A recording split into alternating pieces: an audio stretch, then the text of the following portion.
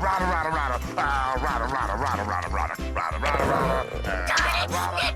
my turn!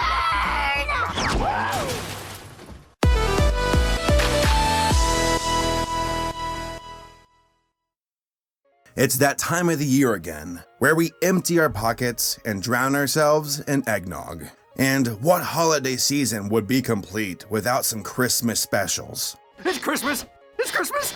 He came! Santa came! Come on! Let's go open the presents! Come on, let's go! So I'm gonna share with you all my top 10 Christmas cartoon specials. As in, these are about shows that have a Christmas-themed episode. Sorry, Grinch. I'll hit you up next time.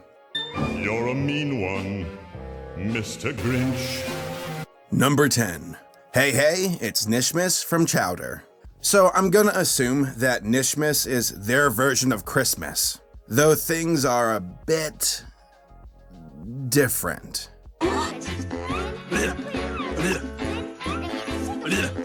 In this episode, Chowder is afraid he won't get what he wants for Knishmas, since Mung can't make a gingerbread house to make Santa happy. Yeah, this stuff gets weird. But this forces Mung to have to swallow his pride and ask his rival to make him a gingerbread house, so Chowder can get his gift. What was that? I'd like to buy Could you repeat that? And this time into the camera, please, for posterity. This was a fun episode with lots of humor. That's something that Chowder did well. The jokes were surreal, but not too surreal. As in, they still made sense to a degree and weren't always random. I also enjoy their version of Christmas. I mean, they too have a fake Santa called Knishmas who dresses up and takes requests from kids and what they want for Knishmas. There was even a part where the adults of the show did not care anymore and just called Knishmas by the name of the guy playing him. Go tell Gazpacho what you want. Knishmas! Right, Knishmas, whatever. Number 9. Christmas Who from SpongeBob. Turns out that Bikini Bottom had never heard about Christmas before, and SpongeBob decides to go all in. He hypes up the people to believe in Santa, and that he will bring you whatever you want. Of course, Squidward is the equivalent of Scrooge, and doesn't really buy into all of this Santa nonsense. My wish is that the people of Bikini Bottom will stop paying any attention to the inane dribble that is constantly streaming out of this dunderhead's mouth. Gee, Squidward, maybe Santa will bring me a dictionary so I can understand what you just said. Santa does not show up Christmas morning, and SpongeBob feels like a fool. So much so that even Squidward feels bad for the guy. So he decides to dress up as Santa and try to fulfill SpongeBob's wish. And then another person's wish. And then another. And another.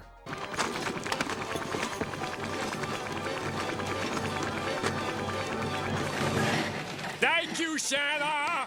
This episode was full of jokes. While rewatching it, it actually gave me some belly laughs. Here you go, Patrick. Whoa! A wristwatch! Number 8. Dexter versus Santa Claus from Dexter's Lab. Of course Dexter does not believe in Santa. He's a man of science. Where's the proof? I mean, it makes much more sense for his dad to dress up as Santa, his mom dress up as a reindeer, and for them to pull the car up on the roof and disguise it as a sled. It's the only logical explanation. You go to the window because you heard a little sound and see Santa fly by before they all hit the ground. Everybody said, uh-oh! So Dexter refuses to believe in Santa and thinks that his dad is in disguise. He's hell-bent on cornering his father, shaving his beard, and showing Dee Dee that he was right. Yet, this is the real Santa, and Dexter just ruins everything. He even chases Santa down with a jet fighter and actually shoots at him. Cops is really going all out this year, but I'll have to shut him down to prove my theory. My favorite part about this episode is the end. More often than not, these Christmas specials get preachy and talk about the reason for the season: love, family, goodwill toward your fellow man. But this episode cuts the bullcrap and gets to the main reason. You blockhead! That's not what Christmas is about! It's not? Then what is it about? The presents. Ho, ho, ho! Number 7. Jingle, Jingle, Jangle from Ed, Edd, and Eddy. Presents do seem to be a big part of the holiday, and that only makes things worse for people like Eddy.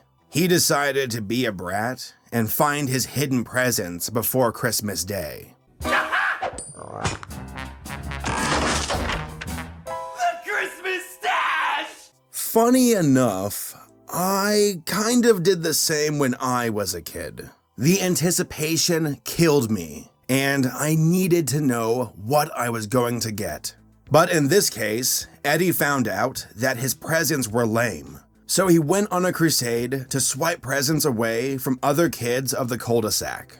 This was a cool way to showcase how each of the characters celebrated the holidays. Johnny was Jack Frost. Ralph was some meat sheep thing. And Ed put an actual chimney in his basement. Not too shabby. The episode is peppered with funny jokes and humor. I love the scene when Eddy is reading off a paper, but it's actually one of his tests that he absolutely failed. Santa says that he got so fat over the summer, he can't fit down my chimney. So he's gonna leave my presents at your house. At the end, Eddy actually did something selfless, but it was short-lived. Santa dropped off some presents, and Eddy ran off with all of them. Of course, karma levels the playing field, and the Canker sisters give the Eds some Christmas smooches at the end. Wait, what are you doing? I'm an angel! Stop! I'm too young! Number 6. The Fight Before Christmas from the Powerpuff Girls. First of all, can we appreciate the name of this episode? I love it. So in this special, Princess is upset that she's naughty, and that Santa won't let her become a Powerpuff Girl. So instead of being nice, she breaks into Santa's workshop and messes with Santa's list. She makes it to where she's the only good kid, and everybody else is naughty. She spoke not a word. She had finished her work and took leave of her lie with a satisfied smirk. So the Powerpuff Girls had to make things right and went up to the North Pole where they and Princess have a good old superhero throwdown. This makes for a good contrast for a Christmas special. Usually, it's people being nice and whatnot. But here, we have an actual battle going on. Cool it, girls!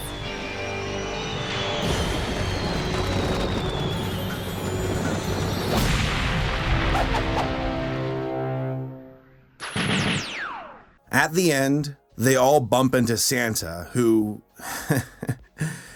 he's just not having any of it. No buts! I ain't listening to no buts from some no good naughty kids. And no good naughty kids are gonna tell me what's what. 'Cause guess what?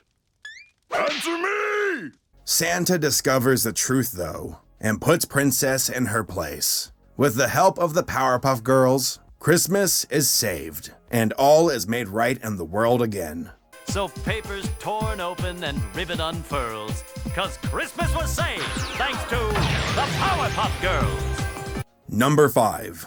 The most horrible Xmas ever from Invader Zim. Remember how I said that Chowder wasn't too surreal? Well, Invader Zim takes surrealism to the next level. Power is restored to the earth once more. It's a good thing I exist. In this episode, we are told the story of the worst Christmas ever, where Zim discovers the zealous-like love that humans have for Santa, and how he wants to control it. So he makes a Santa robot costume and fools with the people of Earth. Except Dib. Everyone, remember last Christmas when you thought that escaped gorilla was Santa? He wasn't? I love how Zim is so disconnected in this series, but especially in this episode. He doesn't understand Christmas traditions, so seeing him refer to stuff and using holiday terms is hilarious. Now, Christmas is a time to be kind to all the boys and girls of the world. Unless their heads are filthy with lies. To the jingle jail with a non-believer. This episode reminds me of a darker version of The Nightmare Before Christmas, except this version has giant fighting robots.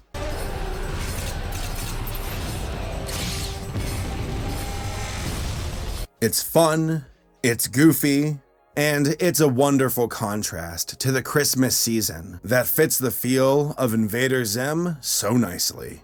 Number 4. A Rugrats Hanukkah from Rugrats. Yeah, I know that this isn't a Christmas special. It's about Hanukkah.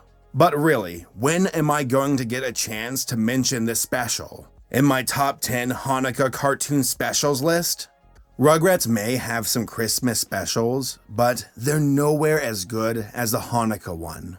As an outsider, I never really understood the traditions of Hanukkah and the story behind it. But this episode did an excellent job of explaining everything, which isn't easy considering the historical and religious significance behind Hanukkah. But they did it. And with babies too, so that's super impressive. But one day went by, and then another, and another, until finally, the 8 days had passed, and the flame was still burning. And to this day, we light the menorah every year to remember the miracle of Hanukkah. Number 3. The Christmas Special from Regular Show. This show is known for being outrageous and featuring crazy adventures for its characters, where things start off slowly, but eventually snowball out of control. Just like Invader Zim, this special provides a wonderful and unorthodox contrast for the holiday season. I mean, you got a guy wrestling a polar bear. How often do you see that in a Christmas special? Good show, Bear, but this is a match you cannot win. So Rigby, Mordecai, and the gang have to stop this elf from getting his hands on the ultimate present. One that can warp the mind of the person who opens it and fill them with greed. In fact, this mission was passed down by Santa himself, who was voiced by Ed Asner, so that's just wonderful. Okay, look. You're Mordecai and Rigby. I've been getting letters from you two since you were little. Dear Santa, dude, give me an invisibility cloak. Santa, dude, don't be a jerk. Just give me an invisibility cloak. From the 80s synth music to the volcano of death, Regular Show puts a unique spin on Christmas with its wacky action and humor. Heck, one of my favorite jokes from the entire series is from this episode. Santa, you're like the authority on Christmas stuff, right? What do you think? Benson, you should have tossed that thing into the lava pit. Number 2. Comfort and Joy from Justice League. This is one of my favorite episodes from Justice League. This show truly understood that the most important part of their story were the characters and how they tried to act human. Something that another movie could learn a thing or two. The beginning of this episode has the Justice League saving a planet and then breaking off in separate groups for the holiday season. Green Lantern and Hawkgirl go off and have a snowball fight, and then an actual fight. Flash visits his city's orphanage, and Superman and the Martian Manhunter go back to Smallville. My name is Jean. I'm a Martian. Oh, we're no strangers to aliens in this house. You just make yourself at home. What I like most about this episode is how it shows the different characters and how they do their own thing for the holiday. Like I said, Lantern and Hawkgirl get into a brawl on an alien planet, while Superman is like a little kid with Christmas wonder in his eyes. This little guy was crazy for Christmas. We used to wrap his presents in lead foil so he couldn't peek. You mean Santa wrapped them? Oh, of course, dear. Superman invites Martian Manhunter with him, since he has nowhere else to go. He's an alien and has no connection to Christmas. But Superman insists on him coming to his home. I find this to be sweet, since Superman himself is an alien and can relate to being the odd one out. He and his family are incredibly kind to John and make him feel at home. Clark tells us you're on your own this year. We don't allow anyone to visit for the holidays without taking a present home with them. But I brought no gift for you. Nonsense. Your company is the only present we need. Meanwhile, the Flash is on the hunt for a prize toy. He finds it, but it gets destroyed by Grodd. The two set aside their differences and work together to make things right, so that the kids could get their Christmas gift. At the end, it's heartwarming that even a villain can take the day off and be nice, and that a hero can also return that same kindness. Haven't I seen enough of you for one night? I wanted to say thanks. You really helped me out. I did it for the children. I welcome any opportunity to bring culture to the uncorrupted. Sure, but I thought you might like some holiday cheer yourself. An aluminum Christmas tree. I know, it's kind of cheesy, but... No. We had one just like it when I was... It's very nice. The guard will show you out. And number 1. My top choice for Christmas cartoon specials is Arnold's Christmas from Hey Arnold. Hey Arnold is a mature show. They have tackled some pretty serious themes, but this one stands out to me. I mean, we are talking about a Christmas special that includes the Vietnam War, something that a kid's show would typically run away from. But Hey Arnold was different. Arnold's trying to find a gift for Mr. Wynn, and discovers that the only thing he really wants is to be reconnected with his lost daughter, the child that he had to give up during the war in order for her to escape the country. Most of the choices on this list are goofy and funny, but this episode takes a different path, one that falls into the humanitarian nature of Hey Arnold. Through trials and tribulations, Arnold tracks down the person who can help find the daughter, but the guy's being stubborn. But thanks to Helga, the guy was able to find Mr. Wynn's daughter. It's an emotional, mature episode, and one that even makes me teary-eyed. It has that Christmas spirit, an original story, and a heartwarming conclusion. And that's why Arnold's Christmas is my number 1 pick for this list.